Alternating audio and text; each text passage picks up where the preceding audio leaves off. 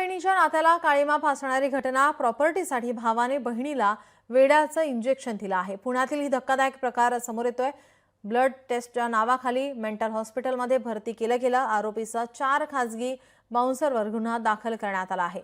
बहिणीच्या प्रॉपर्टीवर मुळावर उठलेल्या धर्मेंद्र इंदूर रॉय या आरोपीसह 4 खासगी बाउन्सरवर पोलीस स्थानकामध्ये गुन्हा दाखल करण्यात आलेला आहे। आपले प्रतिनिधी चंद्रशेखर भांगे आपल्यासोबत फोन लाईन वरून जोडले। चंद्रशेखर, धक्कादायक बातमी समोर येते। मॅडम, खरं तर माणुसकीला काळीमा फासणारा हा सगळा प्रकार जो आहे तो चतुर्सिंगी पोलीस स्टेशनच्या हद्दीमध्ये घडलेला आहे। खरं तर हा जो आरोपी आहे धर्मेंद्र इंदूर रॉय नावाचा, त्यानं त्याच्या बहिणीला उपचाराच्या नावाखाली जी आहे ती तिला एक वेगळे इंजेक्शन दिलं आणि या सगळ्या इंजेक्शनानंतर तिला मेंटल हॉस्पिटलमध्ये भरती करण्यात आलं। खरं तर अत्यंत शुद्धीत आणि शांत असलेली त्याची जी 56 वर्षीय बहीण आहे, या बहिणीला केवळ प्रॉपर्टी हडप करण्यासाठी असं अत्यंत खालच्या स्तराचं जे कृत्य आहे ते धर्मेंद्र इंदूर राय यांनी केलेलं आहे आणि या सगळ्या कामासाठी त्याला 4 खासगी बाउन्सरनं मदत केलेली आहे आणि या सगळ्या घटनेनंतर संतापाची लाट आपल्याला उसळलेली पाहायला मिळत आहे।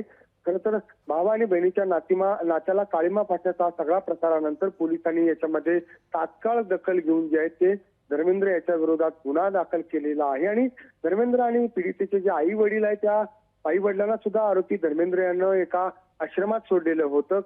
हा सगळा धक्कादायक प्रकार शेजारच्या नागरिकांना लक्षात आल्यानंतर नागरिकांनी सगळी माहिती समोर येऊन दिलेली आहे आणि यामध्ये आता गुन्हा दाखल होऊन आरोपीला अटक करण्यात आलेली आहे। नीलम, धन्यवाद चंद्रशेखर, आपण दिलेल्या सविस्तर माहितीसाठी।